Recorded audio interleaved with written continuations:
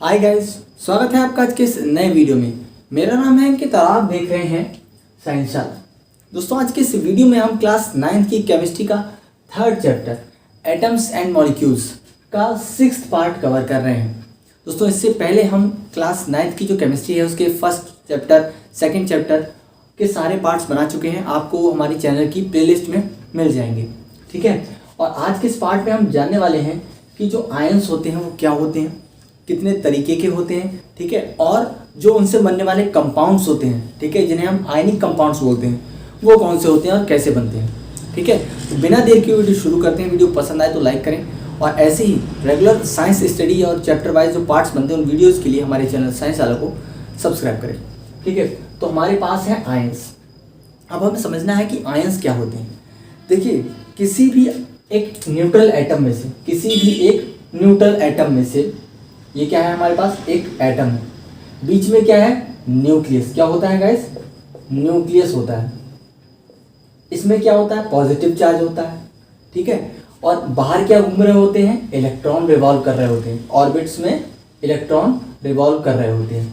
तो अंदर क्या हो गया, पॉजिटिव चार्ज, बाहर क्या हो गया, नेगेटिव चार्ज। तो जितना इसके अंदर पॉजिटिव चार्ज होता है उतना ही इसके बाहर नेगेटिव चार्ज होता है। तो ओवरऑल जो हमारा ये एटम रहता है ये कैसा हो जाता है, न्यूट्रल। कैसा हो जाता है, न्यूट्रल, यानी कि इस पर अभी कोई चार्ज नहीं है। क्या नहीं है, कोई भी चार्ज नहीं है। ना तो इस पर कोई पॉजिटिव चार्ज रहता है, ना ही कोई इस पर नेगेटिव चार्ज रहता है, क्योंकि एक न्यूट्रल एटम के अंदर पॉजिटिव चार्ज और नेगेटिव चार्ज की वैल्यू क्या रहती है, बराबर रहती है। तो अब क्या होता है कि अगर हम इस न्यूट्रल एटम में से कोई भी एक या दो इलेक्ट्रॉन्स को बाहर निकाल देते हैं, आउट कर देते हैं बाहर, ठीक है, बाहर निकाल देते हैं, तो इस पे चार्ज आ जाता है। अगर कोई एक इलेक्ट्रॉन एक्स्ट्रा इसमें हम ऐड कर दें तो क्या आ जाता है, तो भी चार्ज आ जाता है, ठीक है। तो जब उस पर चार्ज आ जाता है तो वो क्या बन जाते हैं, एटम्स किस में बदल जाते हैं, आयंस में बदल जाते हैं, ठीक है। तो जब भी कभी एक न्यूट्रल एटम से एक इलेक्ट्रॉन निकाला जाता है तो उस पर कैसा चार्ज आ जाता है, पॉजिटिव चार्ज आ जाता है।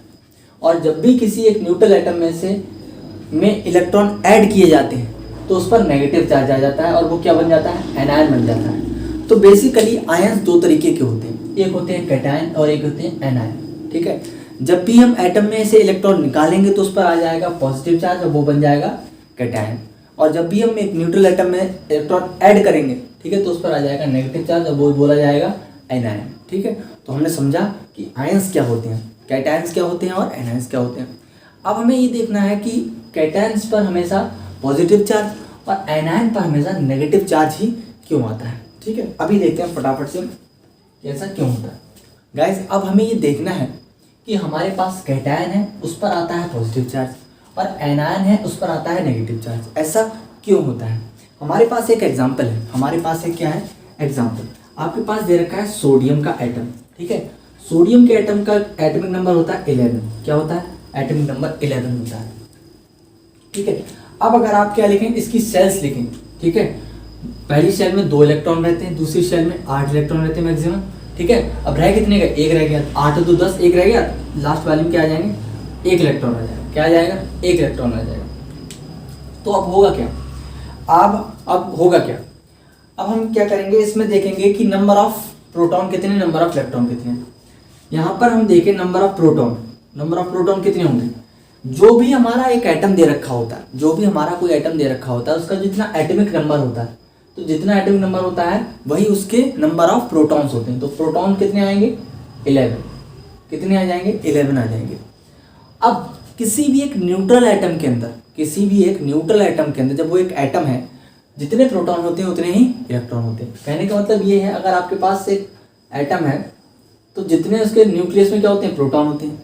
तो जितना उसमें पॉजिटिव चार्ज होगा, यानी जितनी वैल्यू उसके प्रोटॉन्स की होगी, मान लो 11 प्रोटॉन है, तो बाहर इलेक्ट्रॉन कितने होंगे, ऑर्बिट में इलेक्ट्रॉन भी कितने होंगे, 11 ही होंगे एक न्यूट्रल एटम के अंदर। यानी पॉजिटिव चार्ज और नेगेटिव चार्ज एक न्यूट्रल एटम में बराबर होता है, तभी तो वो न्यूट्रल रह पाता है। तो अब हम क्या देख रहे हैं, यहाँ पर प्रोटॉन कितने आ रहे हैं, 11 आ रहे हैं, और इलेक्ट्रॉनों का डिस्ट्रीब्यूशन भी क्या आ रहा है, 11 ही देखने को मिल रहा है।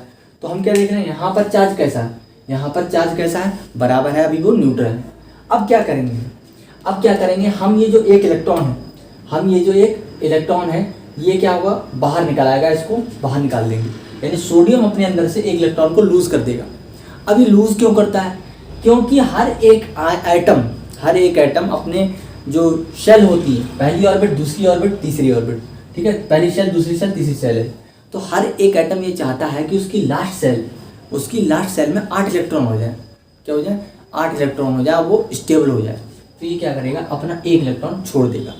तो जब ये एक इलेक्ट्रॉन छोड़ता है तो अब इस पर क्या हो गया, इसमें इलेक्ट्रॉन गया, प्रोटॉन कितने हैं, 11 हैं, इलेक्ट्रॉन अब कितने हो गए, 10 रह गए। कितने रह गए, 10 रह गए। तो ये है हमारा पॉजिटिव चार्ज और ये है हमारा नेगेटिव चार्ज। तो अब अगर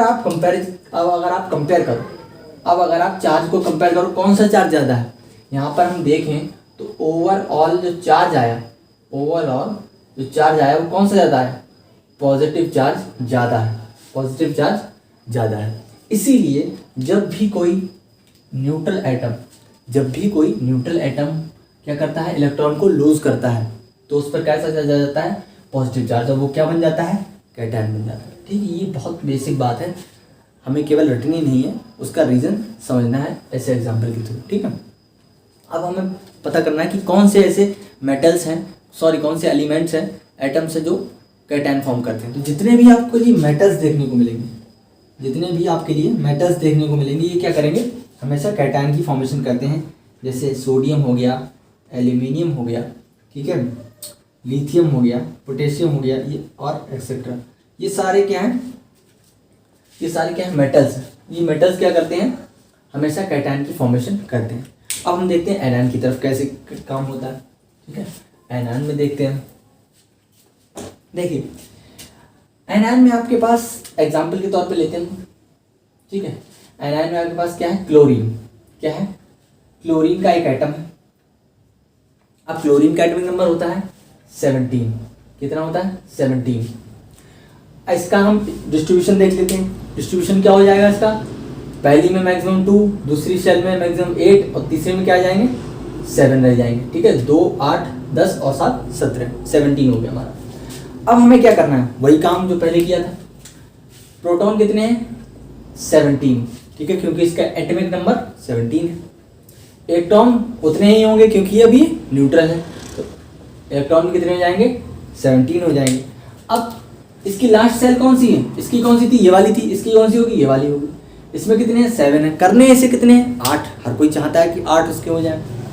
तो ये क्या कर सकता है, ये जैसे इसने छोड़ा था इलेक्ट्रॉन को छोड़ा था, वैसे ये भी छोड़ सकता है। तो जैसे इसने इलेक्ट्रॉन छोड़े थे वैसे ये भी इलेक्ट्रॉन छोड़ सकता है।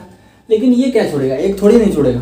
ये क्या कर सकता है, 7 छोड़ सकता है और 1 ले सकता है। 7 इलेक्ट्रॉन छोड़ सकता है या 1 ले ले, तो 8 हो जाएंगे।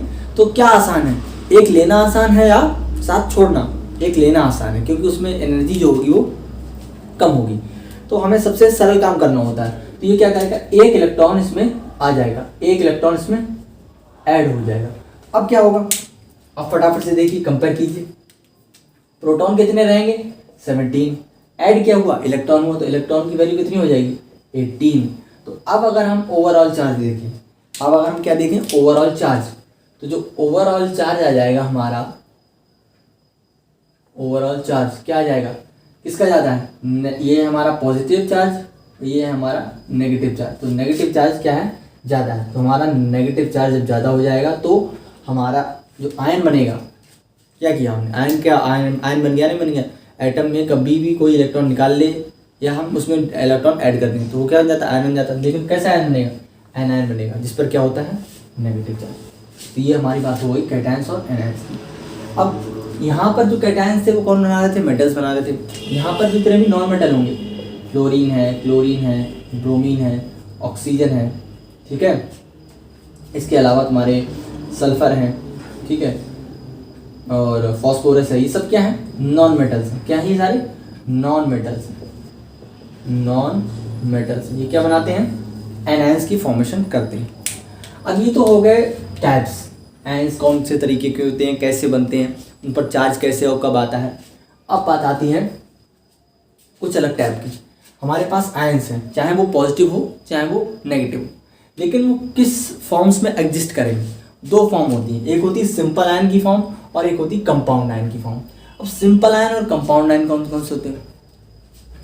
सिंपल आयन वो होंगे जिनमें एक ही एलिमेंट का एटम प्रेजेंट होगा, और कंपाउंड मतलब एक तरीके का मिक्सचर जिसमें दो या दो से ज़्यादा तरीके के एलिमेंट्स के एटम क्या हो, प्रेजेंट हो, वो एक ग्रुप की फॉर्म में एग्जिस्ट करते हो, तो वो क्या बोले जाएंगे? कंपाउंड आयन्स बोले जाएंगे। तो देखिए फटाफट से, हमारे पास कुछ एग्जांपल्स दिए हुए हैं, वो हमें देखने हैं। देखिए आपके पास दिया हुआ है सोडियम का आयन, ठीक है, आपके पास दिया हुआ है पोटेशियम का आयन, ठीक है, आपके पास दिया हुआ है एल्यूमिनियम का आयन, ठीक है, और लेते हैं लिथियम का आयन, ठीक है, और कुछ मैंने एग्जांपल लिख रखे हैं आपके लिए, ठीक है। यहाँ पे आ रहे हैं हमारे O2 negative, O2 negative, S2 negative, ठीक है, हाँ, और एक और है Mg2 पॉजिटिव। तो अगर आप इन आयंस को देखें, तो हमारे पास दोनों तरीके के प्रेजेंट हैं। यहाँ पर हमारे पास कैटायन भी है और एनायन भी, पॉजिटिव चार्ज वाला भी है और नेगेटिव चार्ज वाला भी है। लेकिन हमारे पास जो स्पीसीज है, हमारे पास जो चीज़ मौजूद है, उसमें एक ही तरीके का एलिमेंट एटम प्रेजेंट है, दो या दो से ज़्यादा एटम उसमें प्रेजेंट नहीं है। अब बात आती है कंपाउंड आयन की। तो अगर आप कंपाउंड आयन में देखेंगे तो हमारे पास आ जाएगा NH4 पॉजिटिव, ठीक है, उसके बाद CO3 2 नेगेटिव, ठीक है, OH नेगेटिव, ठीक है। तो ये अगर आप इन कंपाउंड्स को देखें, ठीक है, कंपाउंड आयन को देखें, तो आप देखेंगे कि इसमें नाइट्रोजन है प्रेजेंट और हाइड्रोजन प्रेजेंट है, कार्बन है, ऑक्सीजन है, ऑक्सीजन एंड हाइड्रोजन। तो हम क्या देख रहे हैं? दो या दो से ज़्यादा तरीके के एलिमेंट्स के एटम क्या है उसमें प्रेजेंट है, वो एक ग्रुप की फॉर्म में एग्जिस्ट कर रहे हैं। तो इसीलिए उनको क्या बोला गया है?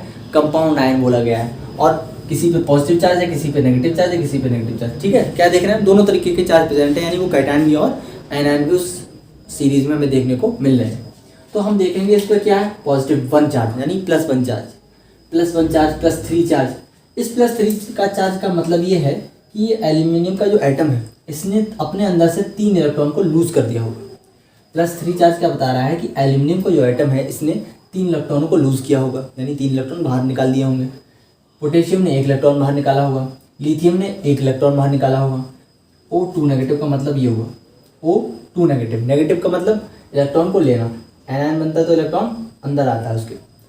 O2 नेगेटिव का मतलब 2 इलेक्ट्रॉन उसने रिसीव कर लिए, ले लिए। ऐसे ही सल्फर ने भी 2 इलेक्ट्रॉन ले लिए और Mg ने 2 इलेक्ट्रॉन लूज कर दिए, Mg2+। इस तरीके की बात हमारे सामने आती है आयंस में उनके चार्ज को देख के, और दो तरीके की फॉर्म में हम उनको अलग अलग कर सकते हैं, ठीक है। अब बात आती है कि ये जो आयंस होते हैं, ठीक है, आयंस की बात हमने समझ ली। अब हमें दूसरा टॉपिक पढ़ना है, आयनिक कंपाउंड्स कैसे बनते हैं, आयनिक कंपाउंड्स क्या होते हैं। तो अब क्या होगा? आपके पास कोई भी एक आयन कंपाउंड होगा, अगर आपके पास कोई भी एक आयनिक कंपाउंड है, तो ये आयनिक कंपाउंड में दोनों चीज़ें प्रेजेंट होंगी। एक तो होगा कैटायन और एक होगा एनायन, एक होगा कैटायन और एक होगा एनायन। अब होगा कैसे? अब कैटायन का काम होता है इलेक्ट्रॉन को लूज करना, कैटायन का काम होता है इलेक्ट्रॉन को लूज करना, और एनायन का काम होता है इलेक्ट्रॉन को रिसीव करना। तो जब भी एक आयनिक कंपाउंड बनता है, जब भी कभी एक आयनिक कंपाउंड बनता है, तो कैटायन अपने इलेक्ट्रॉन को लूज करता है और उस लूज किए हुए इलेक्ट्रॉन को एनायन रिसीव कर लेता है, लूज किए हुए इलेक्ट्रॉन को एनायन रिसीव कर लेता है। तो होता क्या है? मान लीजिए आपके पास एग्जाम्पल दे रहा हूँ NaCl, क्या लिया हमने? NaCl। अब Na का काम क्या है? एक इलेक्ट्रॉन को छोड़ना। इसकी फितरत क्या है? फितरत ये है कि एक इलेक्ट्रॉन को लूज करता है। और Cl की फितरत क्या है? कि ये एक इलेक्ट्रॉन को रिसीव करता है। इसका काम एक इलेक्ट्रॉन को लूज करके चलता है, इसका काम एक इलेक्ट्रॉन को रिसीव करके चलता है। तो भैया दोनों का काम बनना चाहिए, दोनों को का काम होगा। कैसे होगा? ये इलेक्ट्रॉन को लूज कर देगा, ये एक इलेक्ट्रॉन को रिसीव कर लेगा। तो इस पर क्या आ जाता है? Na पॉजिटिव, और इस पर क्या आ जाता है? Cl negative. तो ये दोनों क्या होते हैं? आपस में कंबाइंड हो जाते हैं इलेक्ट्रॉन का ट्रांसफर करके। तो हमारे पास जो कंपाउंड मिला वो क्या बना? NaCl, sodium chloride. इस तरीके से एक आयनिक कंपाउंड की फॉर्मेशन होती है जिसमें कैटायन और एनायन आपस में इलेक्ट्रॉन का ट्रांसफर कर देते हैं और हमारा आयनिक कंपाउंड बन जाता है। अब बात क्लियर हो गई होगी, पूरी समझ में आ गई होगी आयनिक कंपाउंड्स क्या होते हैं। ठीक है, फटाफट से कुछ एग्जाम्पल आपके लिए दिखा रहा हूँ लिख के, जिससे कि आपको बातें क्लियर हो जाएंगी।